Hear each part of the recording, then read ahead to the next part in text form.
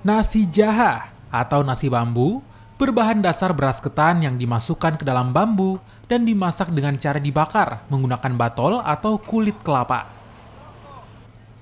Lebaran ketupat tahun ini, warga desa Huidu menyiapkan 300 kg beras ketan atau lebih banyak dari tahun sebelumnya yang hanya 80 kg.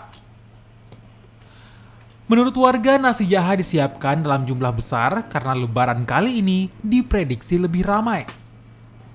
Nasi jaha menjadi kuliner khas Gorontalo yang disediakan bagi tamu saat merayakan lebaran ketupat. Lebaran ketupat tiap lebaran orang mau bikin. Daftarnya bisa berapa banyak dibuat? Kalau dalam satu hari itu bisa mau buat dia 2 karung 100 kilo. Hari tipe coba masak sampai berapa banyak? Ini 4 koli 200 kilo. 200 kilo. Buat apa ini? Buat untuk menerima tamu. Selain untuk tamu, nasi jaha juga dimanfaatkan warga untuk meraup untung dengan menjualnya.